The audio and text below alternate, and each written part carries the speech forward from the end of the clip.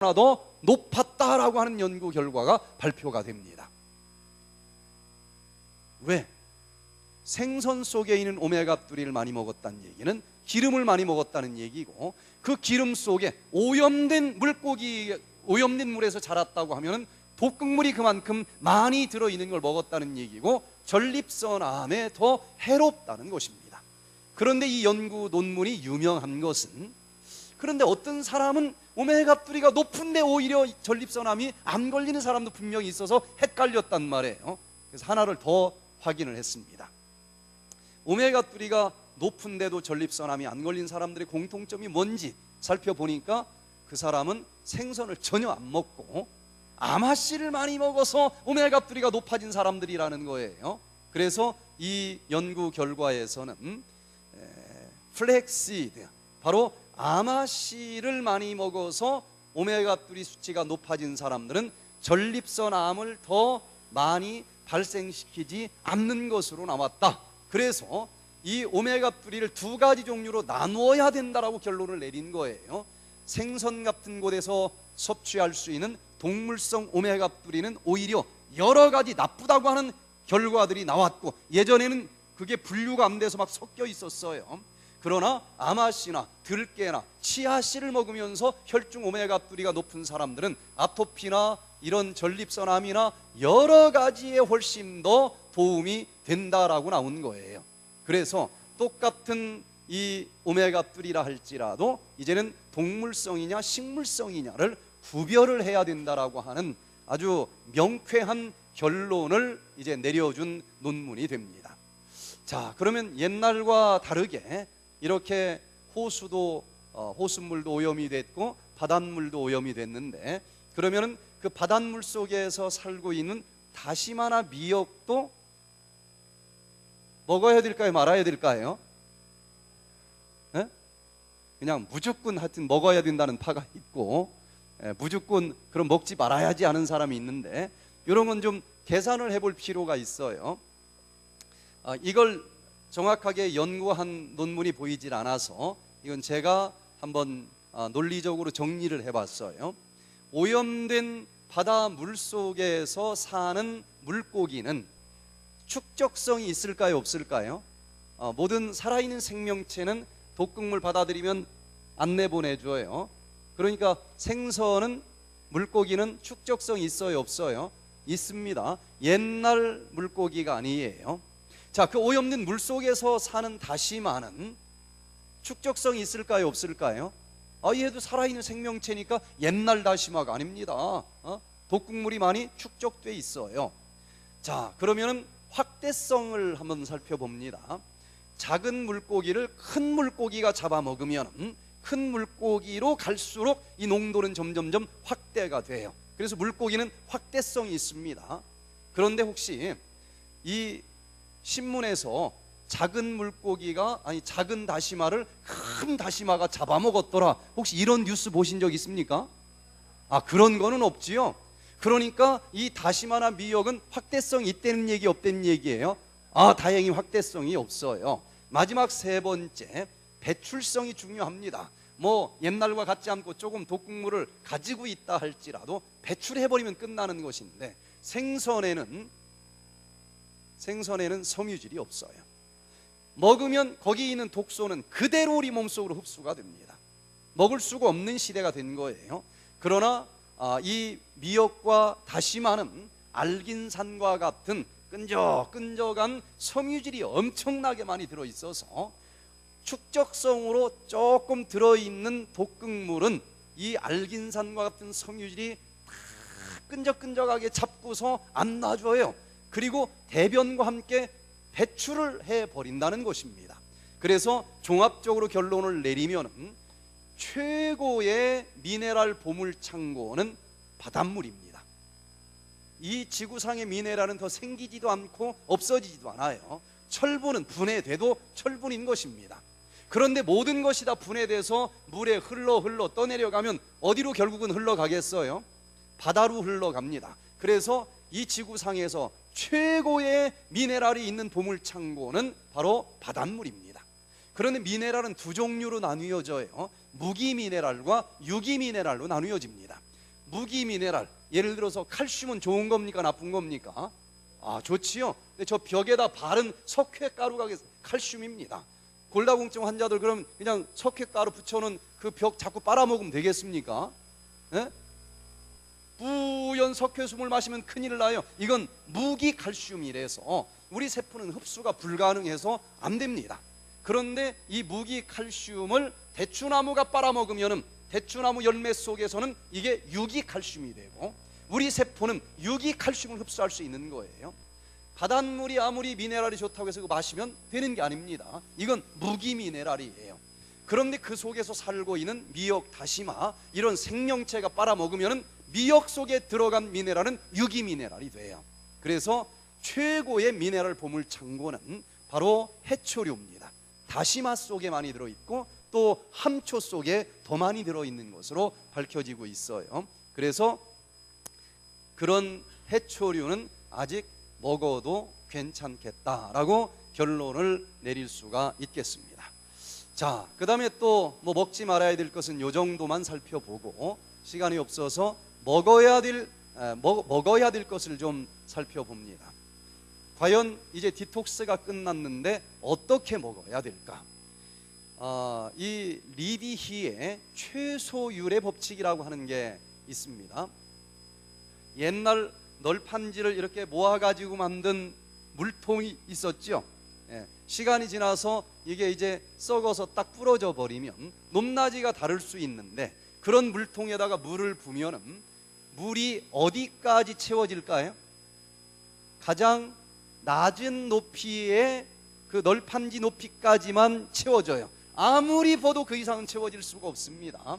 그래서 리비히라고 하는 이 박사는 식물에 여러 가지 인삼, 질산, 칼륨 이런 비료를 주는데 이 식물이 자라기 위해서는 여러 가지 영양소가 필요하다.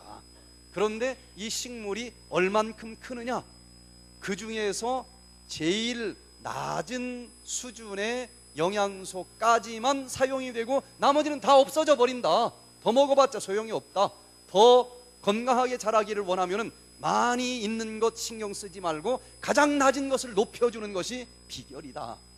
그런데 우리 인간도 마찬가지예요. 이 모든 세포는 수명이 있고 죽습니다. 그 세포가 다시 만들어지려면 참으로 다양한 영양소가 필요한데 얼만큼 우리가 건강한가?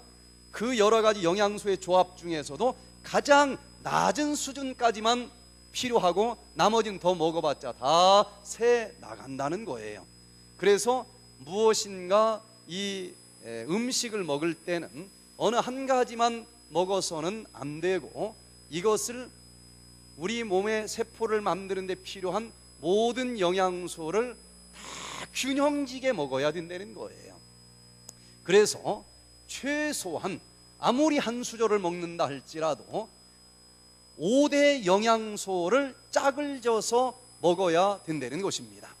그런데 많은 사람들이 고기 안 먹는 데까지는 신경을 쓰는데 그 다음 무엇을 먹어야 되느냐에 대해서는 신경을 별로 쓰지 못하는 경우가 많아요. 5대 영양소별로 식단을 짜야 됩니다. 특별히 고기를 먹을 때는 고기 속에는 필수 아미노산, 어른들에게는 8가지, 이 아이들에게는 9가지가 필수적으로 필요하고 그 중에 한 가지만 필요해도 우리 몸에 머리카락이든 손톱이든 안 만들어지는 거예요. 그런데 고기 속에는 이 8가지, 9가지 필수 아미노산이 다 들어 있습니다. 하나만 먹어도 다 보충이 돼요. 그러나 이 채식 속에는 쌀이나 보리 속에는 필수 아미노산이 다 들어있질 않습니다. 그래서 이 곡식이나 채식은 하나만 먹으면 문제가 돼요. 이 식단 조합을 잘 짜서 먹어야만 건강할 수가 있는 거예요.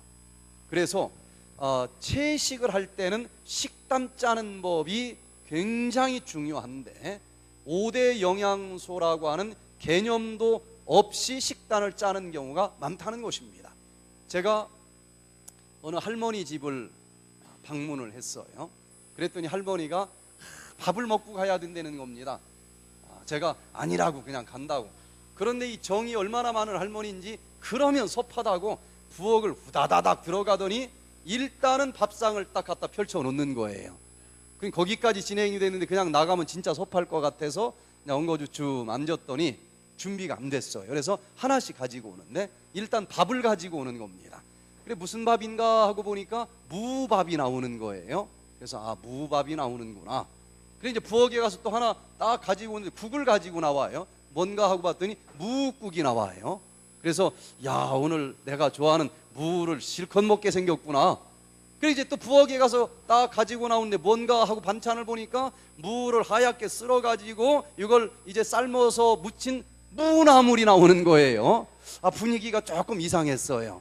아, 뭔가 좀 부족하다고 생각이 됐는지 부엌에 또 들어가서 가지고 나오는데 이제 생채나물을 또 가지고 오는 거예요. 아, 이게 조금 진짜 이상해요. 그래서 이제 또 부엌에 가서 또 반찬을 하나 가지고 오는데 깍두기가 또 나와요. 그 다음엔 또 총각김치가 나와요. 그 다음 또 하나 나오는데 동치미가 또 나오는 거예요. 이 할머니는 여러 반찬이 나왔다고 생각이 되지만 제가 볼 땐 뭐밖에 안 나왔어요? 무밖에 안 나온 거예요. 웃을 거 하나도 없고. 우리도 어느 정도는 이런 측면이 있을까요, 없을까요? 아, 귀한 손님이 와서 이제 시장에 가서 뭐 이것저것 샀는데 뭔가 좀 서운한 것 같아. 그래 샀는데 어떻게 사요? 아, 오늘은 콩밥에다가 두부 조림에다가 두부찌개에다가 뭐 좀 부족한 것 같잖아요. 그래서 그래도 뭐 좀 채소 종류가 들어가야지 않을까? 또 한참 고민하다 샀는데 콩나물을 또 샀어. 어느 정도는 몇 개씩 겹치게 사요. 그리고 하나는 완전히 비어있는 경우가 많습니다. 그래서 아무리 한 수저를 먹는다 할지라도 꼭 우리 몸을 만들고 얘들이 활동하는 데 필요한 최소한의 5대 영양소는 아무리 한 수를 먹어도 들어가야 된다. 그런데 이 중에서 짝을 놓쳐버리면 그 중에 제일 작은 수준까지만 써먹고 나머지는 다 소용이 없습니다. 그냥 버려지든지 아니면 언젠가 또 써먹어 줄지 모르지 하고 아랫배에다 쌓아놓으면 그게 비만이 되는 거예요.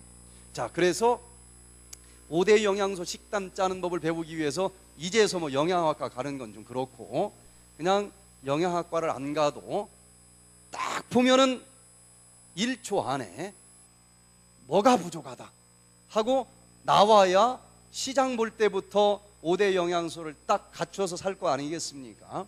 자, 그러면 5대 영양소별로 식단 짜는 법을 좀 말씀을 드려보면은 일단은 우리가 에너지를 만들어야 되니까 에너지를 가장 쉽게 만들 수 있는 것은 탄수화물 아니겠습니까? 그래서 아무리 한 수저를 먹어도 탄수화물은 먹어줘야 돼요.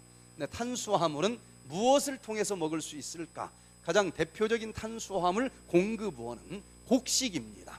그래서 밥을 먹는다 그러면 무조건 뭐는 하나 있어야 되겠어요?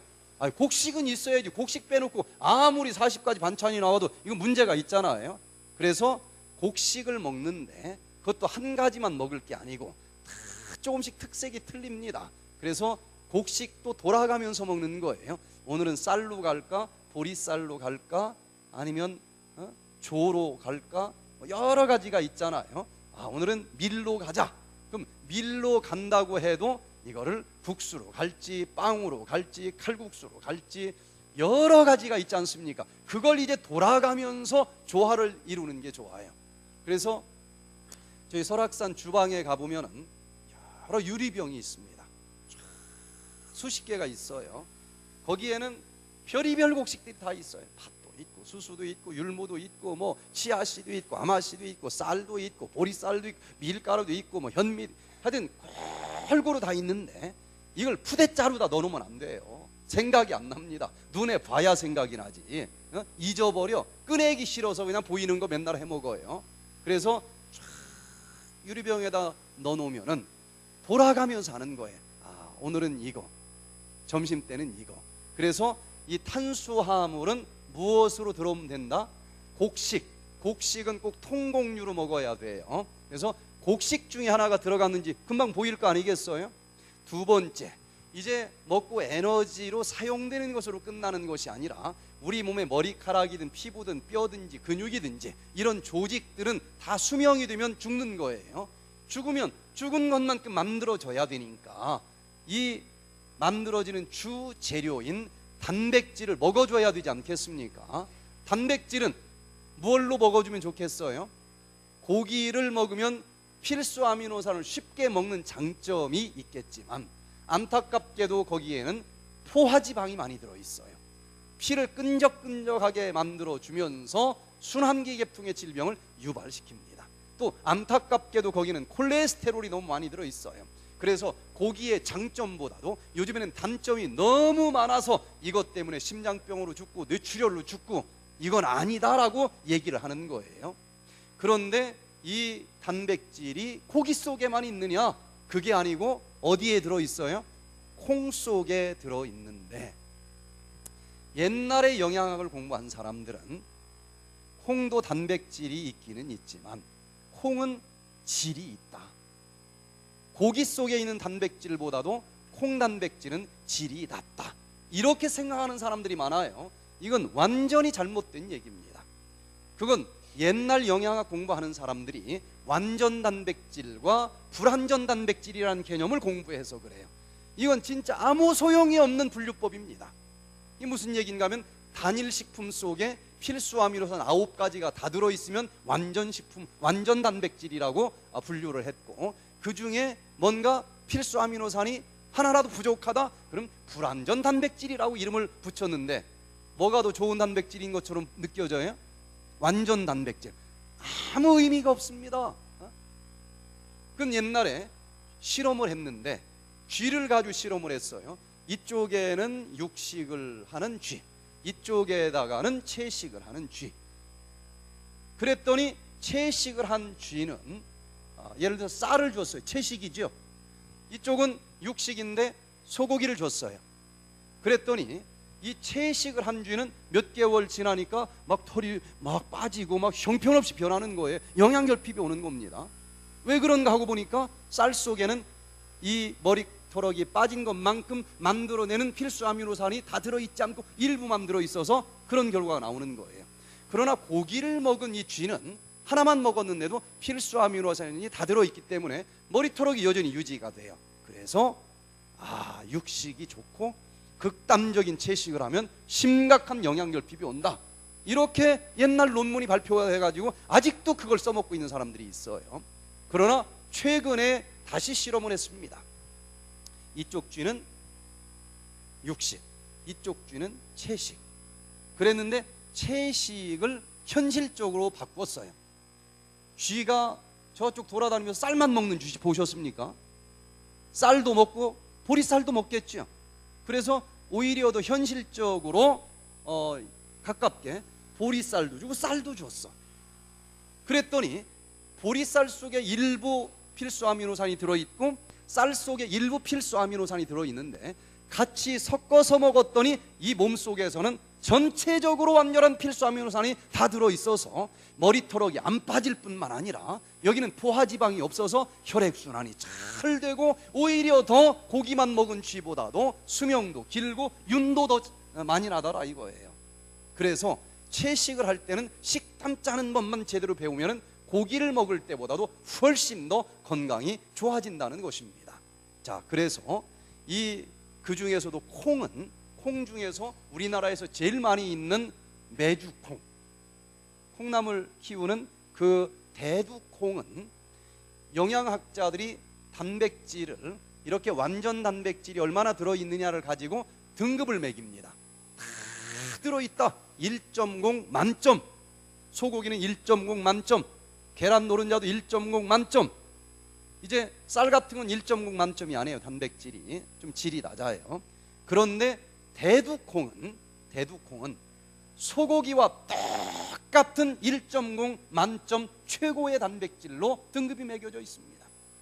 그리고 이 단백질의 양을 봐도 소고기도 그게 다 단백질은 아니죠. 한 30% 정도가 단백질인 거예요. 그런데 이 대두콩은 37%가 단백질입니다.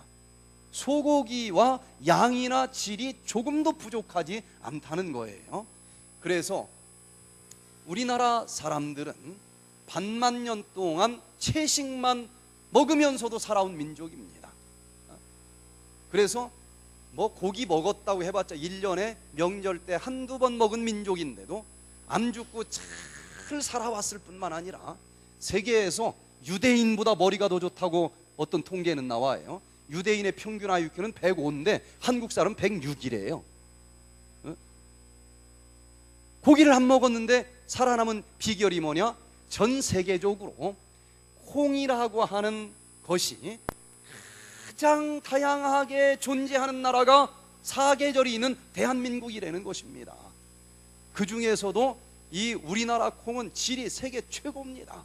그래서 우리나라 사람들의 콩 요리법은 얼마나 다양하게 발달되어 있는지 몰라요. 미국 사람들은 콩 먹는 법을 몰라요. 그냥 푹 삶아서 먹거나 뭐 없어요. 별로 먹는 방법이 없어. 두부도 이제 우리가 가르쳐줘서 좀 먹고 있고, 콩나물도 가르쳐줘서 좀 먹고 있고, 우리나라는 청국장에다가 뭐 비지에다 뭐 너무 많아, 이 콩요리법이. 그래서 고기를 안 먹고도 조금도 영양실조 없이 살아갈 수 있는 민족이 한민족이라고 하는 거예요. 자, 그래서 콩을 돌아가면서 꼭 어떤 형식으로든지 한 종류는 들어가도록 하자. 밥에 콩이 들어가든 콩조림이 나오든 콩나물이 나오든 아니면 두부가 나오든 청국장이 나오든 어떤 형태로든지 무조건 콩은 한 종류가 있어야 된다는 거예요.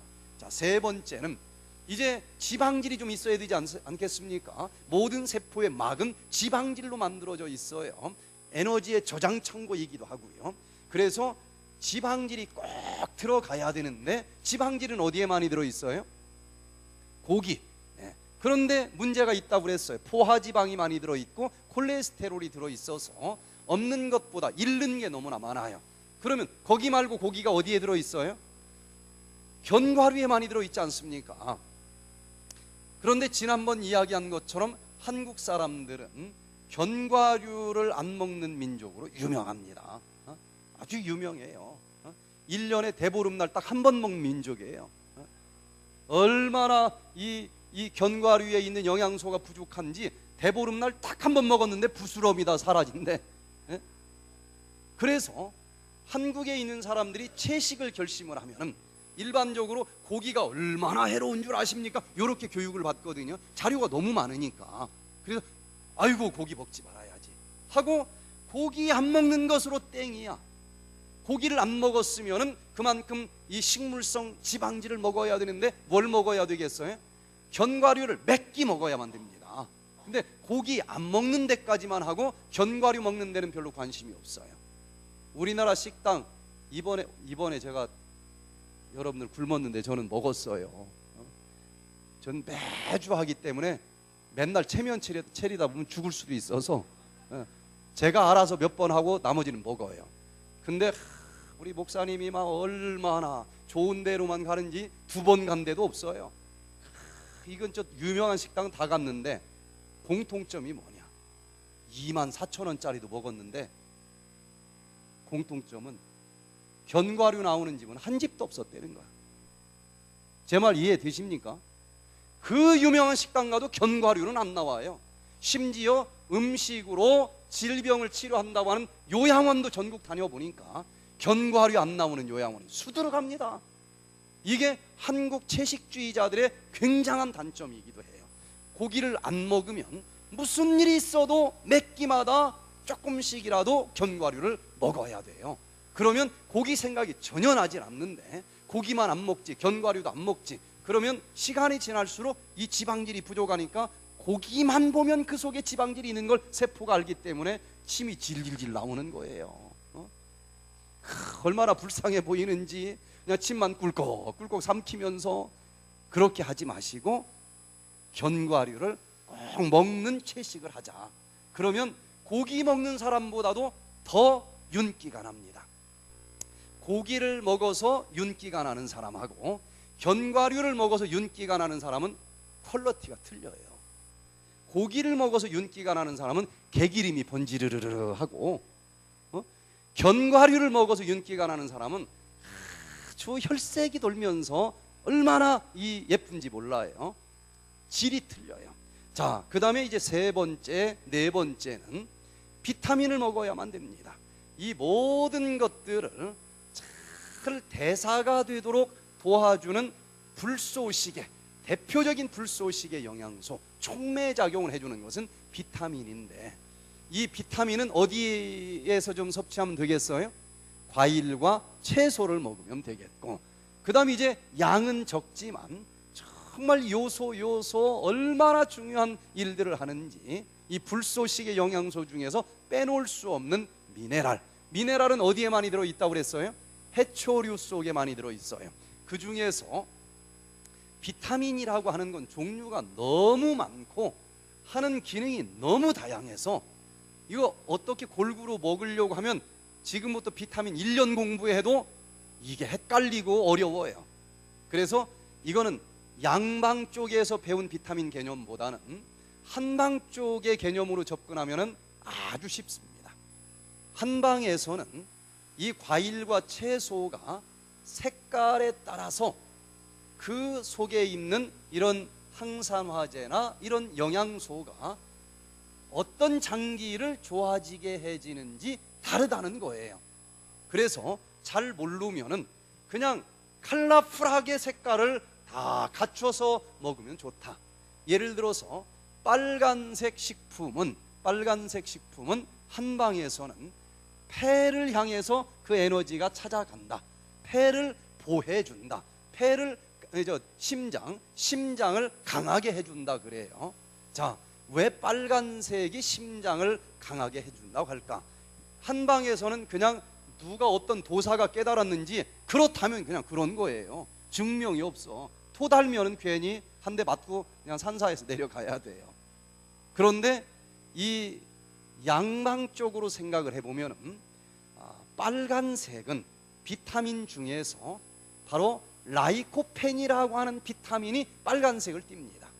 그래서 빨간색 토마토 속에 뭐가 많이 들어있다고 그래요? 라이코펜이라고 하는 비타민이 들어있다고 그러는데, 모든 비타민은 열에 약합니다. 열이 올라가면 다 파괴돼 버려요. 그런데 이 라이코펜이라고 하는 이 비타민만큼은 아주 독특한 성질을 가지고 있는데, 열이 높아지면 높아질수록 막 더 힘이 더 커지는 비타민이에요. 근데 우리 몸의 이 장기 중에서 열이 가장 많이 나는 불의 장기는 뭘까요? 바로 심장 아닙니까? 불화장. 실질적으로 한방에서는 화의 장기라고 해요. 여기서 막 뜨거운 피가 막 솟구쳐 나가는 거예요. 그런데 웬만한 비타민은 가도 다 죽어버려, 파괴돼. 그런데 이 라이코펜이 몸속에 딱 들어와서 내가 어디를 가면은 환영을 받을까 하고 돌아다녀 보니까 어디 가면 제일 신나겠어요? 얘는 뜨거울수록 신이 나거든요. 야, 심장에 가면 내가 가진 능력의 5배는 더 능력을 발휘할 수 있겠다. 그럼 어디를 가겠어요? 이건 심장을 찾아갈 수밖에 없어요. 그래서 심장을 강하게 해줍니다. 빨간색 식품은. 그 다음에 노란색 식품은 한방에서는 위장을 보호해준다라고 알려져 있어요. 왜? 이유는 없어요, 한방에서는.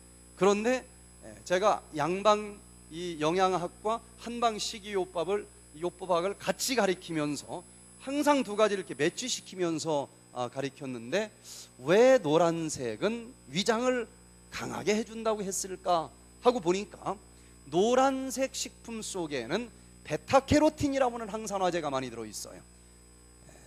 베타캐로틴은 노란색을 띱니다. 그런데 이 베타캐로틴이 양방에서는 무슨 일을 하는 것으로 증명이 되어 있는가 하면 바로 이 점막세포를 보호해주고 점막세포를 재생시켜주는 일을 하는 것으로 알려져 있어요. 그래서 그러면 이 오장장기 중에서 이 점막세포가 빨리 재생돼야 될 필요가 가장 강력한 장기는 어딜까? 여기를 찾아가면 도움을 좀 더 많이 줄 수 있지 않겠어요? 위장에는 위장 점막세포가 딱 코팅이 되어 있는데 하루에 3번씩, 때로는 뜨거운 음식도 들어오고 그럼 다 헐어버립니다. 얼음덩어리도 들어오고.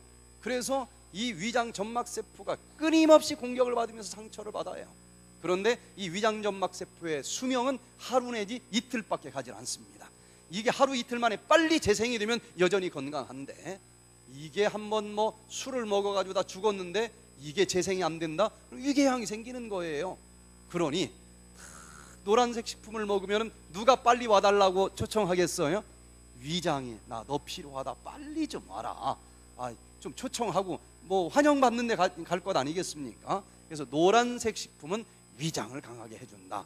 노란색 뭐예요? 저 호박처럼 생긴 거, 열대지방에서 많이 나는 거, 파파야를 먹으면 소화가 잘 될까요? 거기에는 파파인이라고 하는 기가 막힌 소화 요소가 있어요. 단백질 소화 요소. 맛있죠, 잘 익은 것은. 그래서 노란색은 위장을 강하게 해줍니다. 실질적으로 양방적으로 연구된 결과들도 그래요. 또 녹색 식품은 양방에서는 어디를 도와준다고 그래요? 간을 강하게 해준다, 그렇게 알려져 있습니다. 왜 녹색은 간을 보호해준다고 했을까 하고 양방적으로 생각을 해보니까 녹색이 있다는 얘기는 거기에 엽록소가 들어있다는 얘기예요.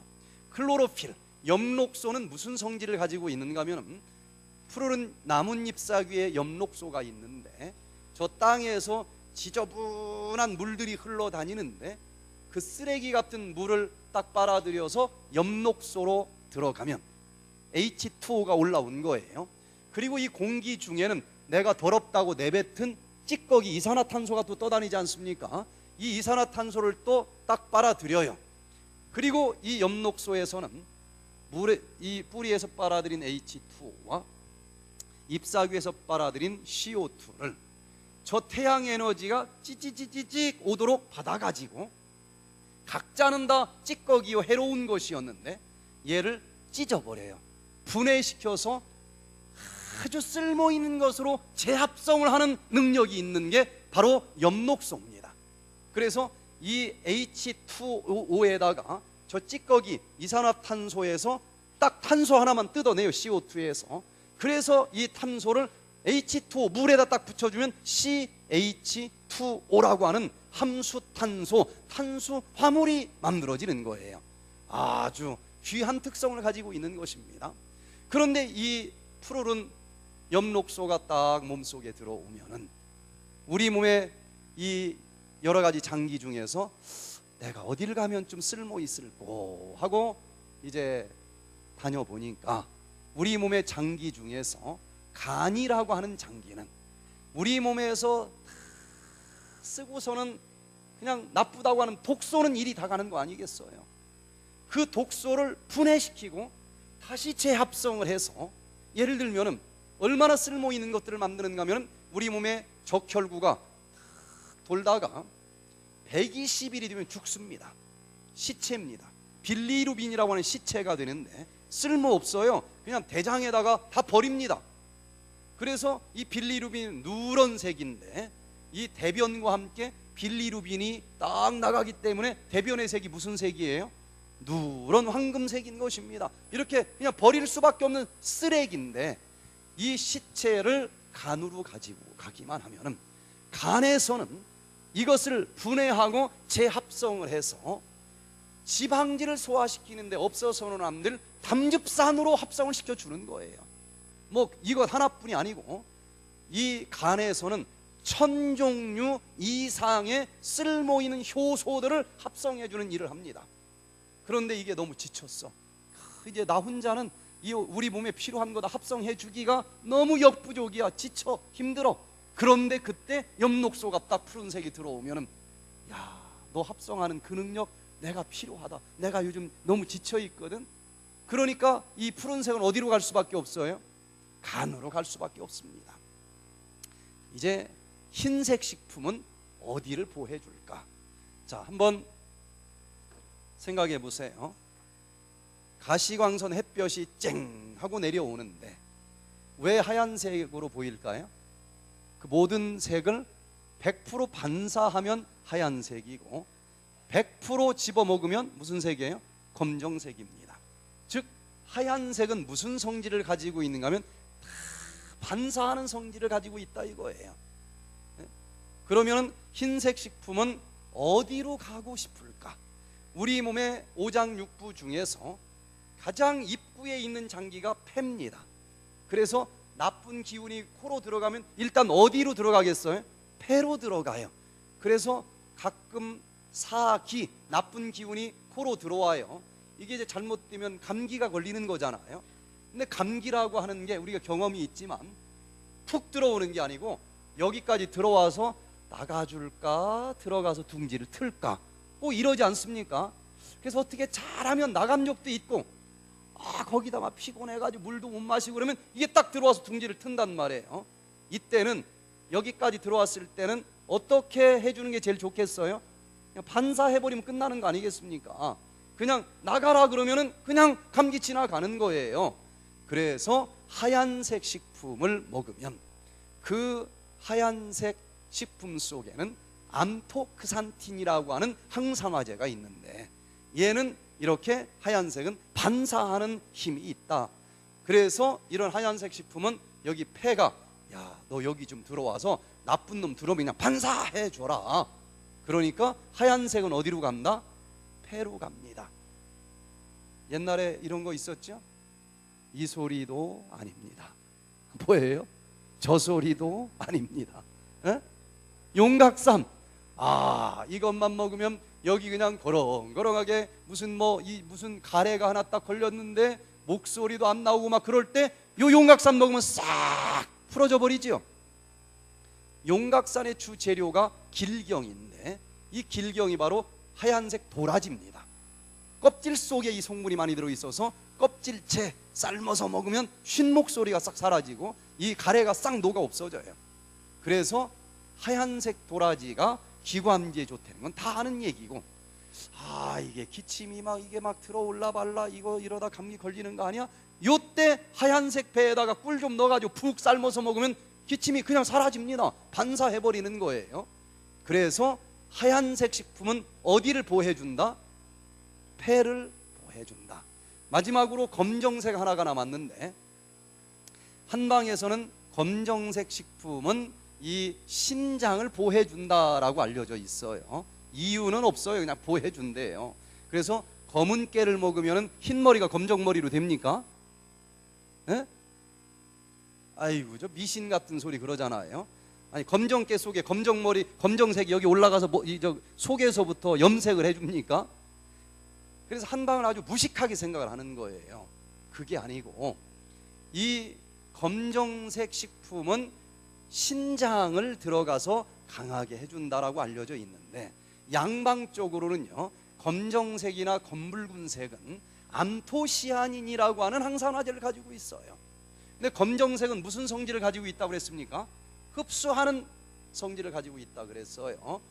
그런데 이 오장육부 중에서 흡수하는 에너지가 필요로 되는 장기가 있다고 하면 신장입니다. 세포가 일을 하다 보면 찌꺼기가 나오겠죠.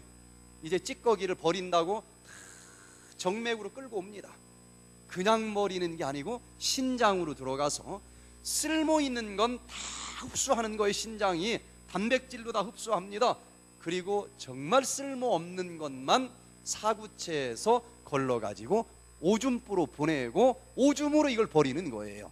그런데 신장이 망가지면 흡수력이 떨어져서 단백질도 흡수를 못해요. 그래서 오줌 속에 막 단백질이 섞여 나오는 거예요. 이것을 단백뇨라고 그러고 오줌에 단백질이 얼마나 섞여 나오느냐를 가지고 당신 심장이 많이 망가졌습니다. 이제 투석도 해야 될지도 모릅니다. 그렇게 얘기를 하는 거예요. 그래서 신장이 막 너무 약해진 사람들에게는 검정색 식품을 먹었더니 얘가 무슨 에너지가 있어요? 흡수하는 에너지가 있으니까 너 여기 좀 와라 그럴 거 아니겠습니까? 이건 당연히 검정색 식품은 어디를 보호해줄 수밖에 없어요? 신장. 그래서 왜 검정색 식품을 먹으면 머리가 검어진다라고 얘기를 하느냐? 한방에서는 이 신장은 원기를 보관하고 있는 집으로 분석을 합니다. 그래서 신장이 강해지면 원기가 강해져요. 원기가 떨어지면 흰머리가 나는 것입니다. 그래서 이 신장이 이 식품을 먹으면 강해지면서 머리도 검어지고 젊어질 수도 있다. 실질적으로 어느 정도는 그런 경향도 있어요.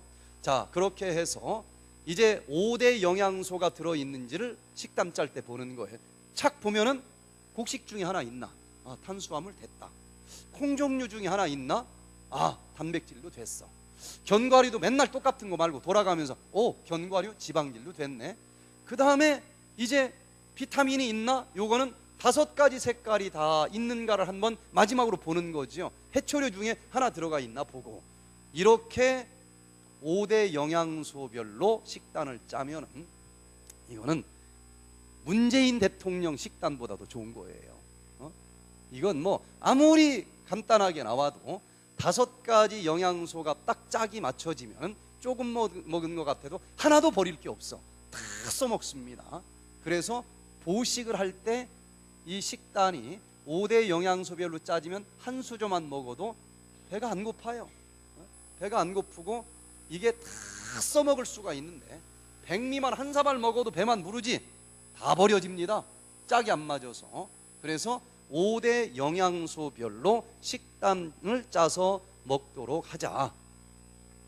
그 중에서도 이 배가 고프지 않으면서도 살을 빼기를 원하면은 밥은 무조건 반절로 줄이시기를 바랍니다. 그리고 콩을 더 먹어요. 콩을. 그러면은 어떤 현상이 벌어지느냐? 여기 보니까 존스 홉킨스 대학 보건대학에서 연구를 했는데, 이 렙틴 호르몬, 아까 낮에 공부한 사람들은 배웠어요. 렙틴 호르몬이 나오면은 무슨 느낌이 생긴다고 그랬어요? 배불러 하는 느낌이 나와요. 그런데 이 렙틴 호르몬이 나오면은 뇌하 수체에 가서 렙틴 호르몬 초인종을 딱 누르는데, 어떤 사람은 누르자마자 예민하게 예스 하고 배불러 해주는데, 어떤 사람은 누르는데 초인종이 저항을 해요. 누르는데 안 눌러지는 사람이 있어요. 이런 사람은 배불러 안 하니까 막 계속 먹는 거야. 계속. 그래서 이것을 렙틴 호르몬의 저항성이다 라고 부르는데, 자 보세요. 똑같은 칼로리를 줬어요. 세 그룹에게. 그랬는데 여기 밥 위주로 먹었어. 밥 위주로. 탄수화물은 58%, 전체 칼로리 중에서 단백질은 15%, 지방질은 27%. 요렇게 먹는 사람의 이 렙틴 호르몬 저항성이 제일 높았어요. 계속 먹는 겁니다. 배부른 느낌이 안 나오니까. 그런데 칼로리는 똑같은데 밥을 줄였어. 줄인 다음에 대신 뭘 더 먹었는가 하면 지방질을 더 먹게 했어요. 칼로리는 똑같습니다. 그랬더니 밥 위주로 먹는 사람보다도 저항성이 떨어지는 거예요. 그런데 이쪽 그룹은 밥을 줄이고서 단백질을 더 먹게 했더니 저항성이 제일 낮아지더라. 얼만큼? 밥 위주로 먹는 사람들보다도 8%나 저항성이 떨어지더라. 그 얘기는 밥을 딱 줄이고 콩을 더 먹으면 배부르다는 느낌이 훨씬 빨리 나타난다는 거예요. 그래서 조금 먹었는데 배는 똑같이 부르니까 살은 빠지게 돼 있어요. 그리고 당뇨 환자들도 이렇게 하면 좋아해요. 한국 사람들은 탄수화물 중독자들이 많습니다. 밥을 너무 많이 먹어요. 밥을. 그래서 세계에서 당뇨병이 제일 많은 민족이 돼버렸어요. 지금 한 500만 명이 지금 당뇨병 환자입니다. 그런데 당뇨병 환자들은 혈관에 무슨 수치가 높아진 게 당뇨병이에요? 포도당 수치가 높으면 당뇨병인데 밥을 팍 줄였어요. 그러면 포도당은 줄어들겠죠. 배고파서 안 돼. 대신 콩을 더 먹었어. 이것도 탄수화물과 똑같이 단백질은 1g당 4kcal가 나온단 말이에요. 똑같이 칼로리가 있어요. 그런데 콩을 먹으면은 얘가 소화 흡수되면은 포도당이 올라가는 게 아니라 아미노산 수치가 올라가요. 혈당은 올라가지 않는데 에너지는 똑같이 나와. 이렇게 지금 시간이 없어 제가 다 얘기를 못 하는데 하나씩 의학적으로 연구된 결과들을 가지고 식단 짜는 법까지 다시 배우면 배 하나도 안 고프면서 살 빼는 방법도 있고, 그리고 혈당 금방 조절이 됩니다. 당뇨 같은 건 병도 아니에요. 당뇨에 대해서만 몇 시간 공부하면서 요걸 딱 하면 아 그렇구나, 또 해보니까 진짜 그래. 혈당이 금방 조절이 돼요. 자, 이런 식으로 이 단백질 강화 식품, 즉 콩을 조금 더 먹도록 해보자.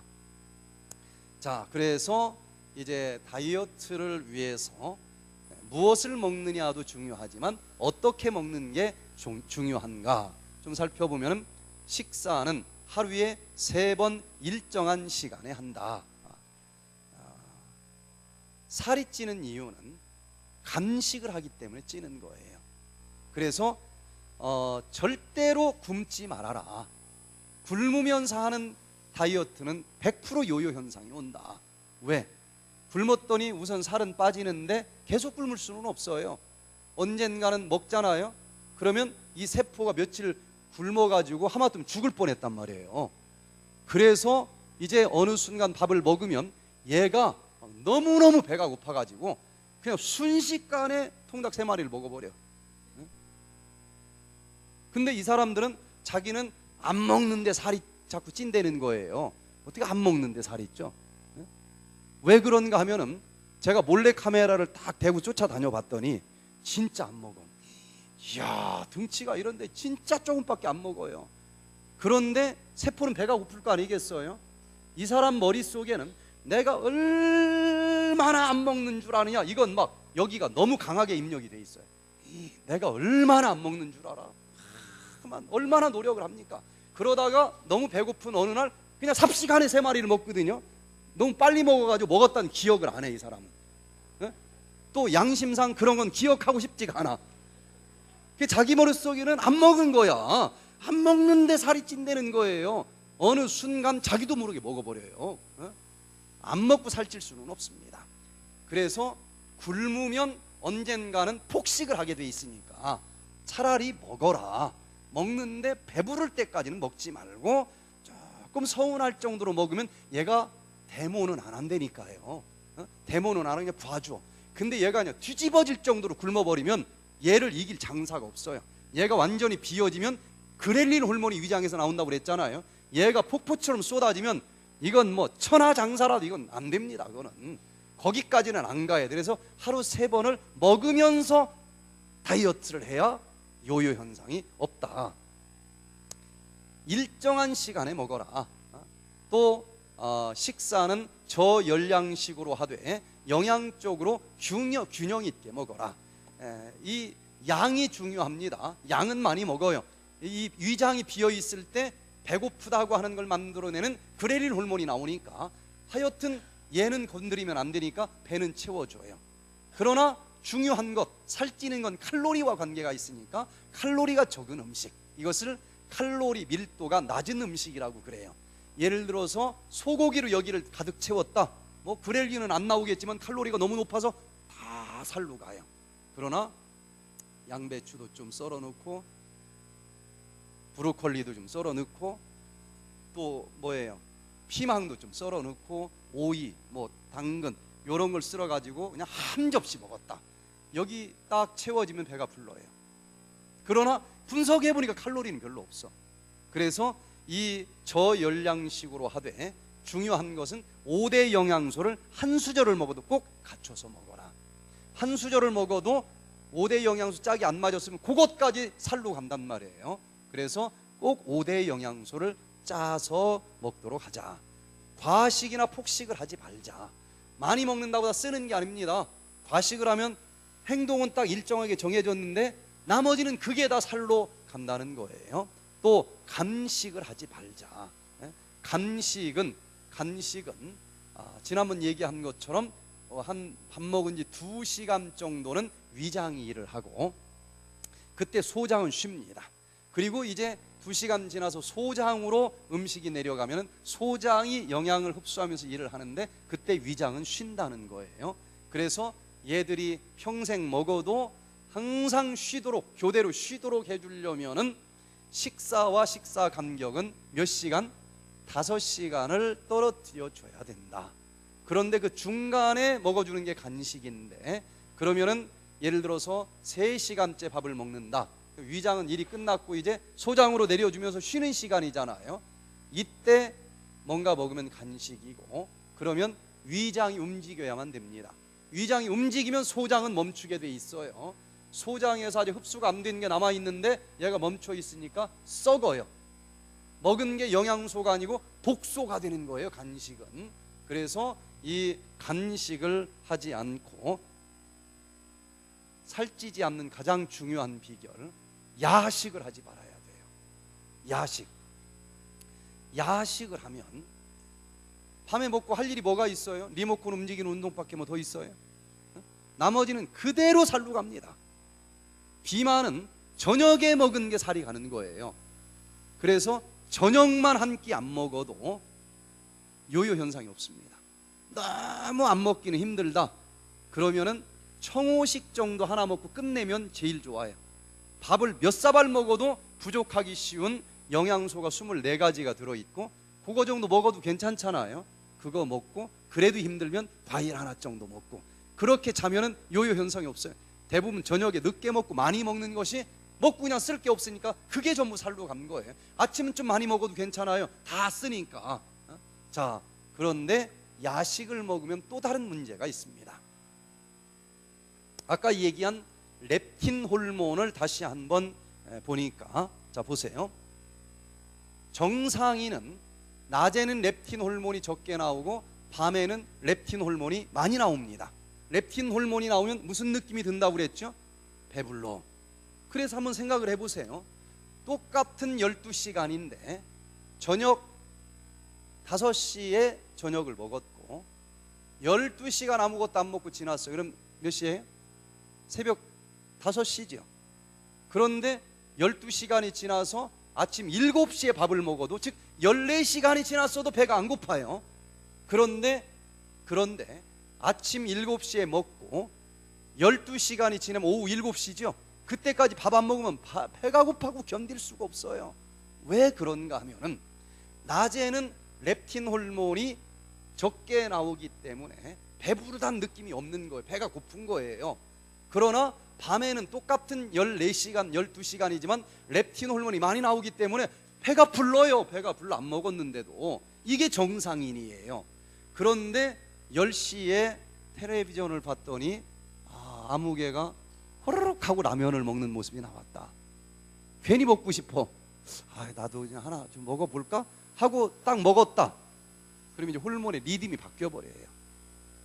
그렇게 야식을 먹어버릇 한 사람은 나중에 절대로 못 끊습니다. 야식을. 그 이유는 그 사람은 이제 바뀌어가지고 밤에 렙틴 호르몬이 더 낮아져요.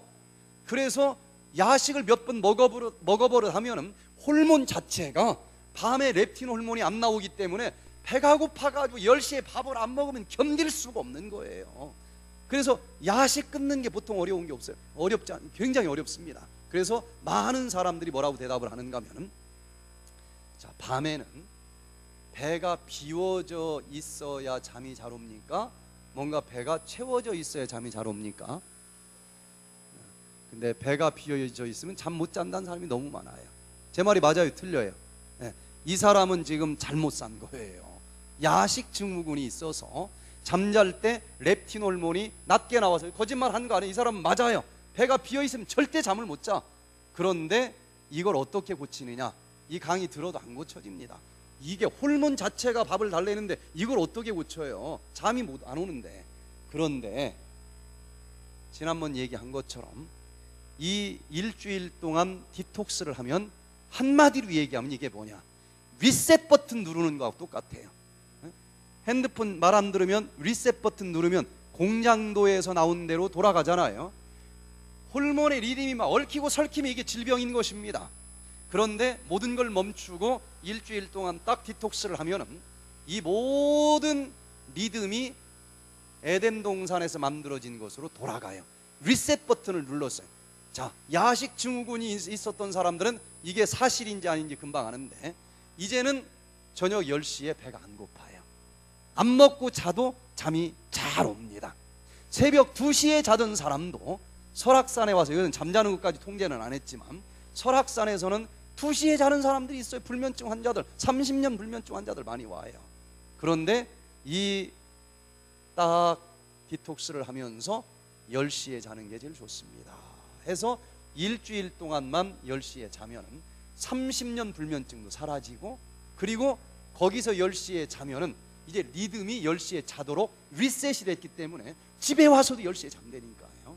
그래서 모든 생활 습관을 고치는데 이 일주일 디톡스, 일주일이면 세상을 창조하기에 넉넉한 시간이거든요. 호르몬의 리듬이 바뀌어지기 때문에 내가 결심한 대로 생활 습관이 고쳐지는 게 가능한 프로그램이라는 것을 제가 발견을 하면서 이걸 우리들이 지금까지 잘못 살아오고 잘못된 생활 습관 때문에 늦은 비성령도 올까 말까 하는데, 이 영육의 디톡스를 통해서 모든 생활 습관의 리듬을 에덴 동산의 것으로 돌려놓고, 그리고 정말 정결하게 씻어진 이 그릇 속에 늦은 비 성령 달라고 기도하면 하나님께서 약속하셨는데 주시지 아니하시겠는가. 그래서 이 백투에덴 디톡스 프로그램은 늦은 비 성령 받기 운동으로 전개를 하고 있어요. 그래서 여러분들이 이번 짧은 한 주간 동안 정말 많은 것들을 아마 느낄 수 있었을 거예요. 어떤 디톡스보다도 간단합니다. 어떤 디톡스보다도 배가 덜 고파요. 그리고 보식을 하면서 느끼셨겠지만 금식을 했을 때는요, 보식이 굉장히 어렵습니다. 아무것도 안 먹고 일주일 굶었기 때문에 일단 밥이 들어오면 여기서 손이 하나 올라와요. 그냥 막 끌어당깁니다. 그래서 한 사발 먹어도 만족이 없어. 절제해야 된다고 배웠는데 진짜 독종이 아니면 어려워요. 그런데 이번 이 백투에덴 디톡스 때는 어디 조금 줬는데도 참을만 하죠. 배가 안 고파요. 남기고 싶어요. 남기고 싶은 사람도 있어요, 없어요? 좀 덜 먹어도 괜찮을 것 같지 않습니까? 완전히 다릅니다. 완전히 다르고, 금식을 했을 때는 굶은 날짜만큼 보식을 해야 돼요. 그게 더 어려워요. 근데 백투에덴에서는 이틀만 하면 됩니다. 완전히 달라요. 금식을 했을 때는 이게 쭈글쭈글하면서 살이 빠져요. 창백합니다. 근데 이번 하신 분들 보세요. 혈색 좋아졌다, 피부 좋아졌다는 소리 좀 들립니까? 이게 더 아주 이게 탄력 있게 쫙 달라붙고 혈색이 돌고 오히려 빛이 나요. 완전히 다릅니다. 그래서 이 겉으로 보이는 것만 다른 것이 아니라 생활 리듬이 바뀌어진다. 그리고 정결하게 깨끗하게 씻어지고 이제 제로가 됐기 때문에 여기서 내가 결심하는 대로 사라진다는 거예요. 자, 그 다음에 하나 더 좀 보면은요, 폭식이 가장 이 요요 현상에서 해로운 것인데, 폭식은 아무리 많이 먹어도 우리가 다 쓸 수는 없잖아요. 하루 쓰는 에너지는 정해져 있어요. 그거 쓰고 나머지가 다 살로 가는 거예요. 그래서 폭식을 하지 말고 그냥 균형지게 먹는 게 차라리 낫다. 이 폭식을 줄이는 방법은 저칼로리 고섬유질 식품인 채소를 풍성히 먹는다. 칼로리는 얼마 없는데 채소가 많은 것을 먹어라. 제일 좋은 방법은요, 채소를 막 이것저것 딱 쓸어 가지고 한 사발씩 먹는 거예요. 밥 먹기 전에. 근데 그냥 먹어도 맛있지만 소스를 쳐야 된다. 이 드레싱이 문제입니다. 사는 드레싱은 다 트랜스 지방산이 있다고 보면 거의 맞아요. 제일 좋은 것은 천연 드레싱을 만들고, 그 만드는 것도 쉽지 않다 그러면 토마토 캔닝 만드는 법 아시죠? 그냥 토마토 캔닝 부어가지고 먹으면 끝입니다. 아주 싸게 만들 수 있고, 뭐 만들어 놓은 방부제 안 넣어도 막 1년 지나도 되고, 제가 미국에서 하나 만들어 놓고 책상 서랍에다가 넣어놓고 잊어버렸어. 지난번 이사하다가 5년 전에 만들어 놓은 게 있네요.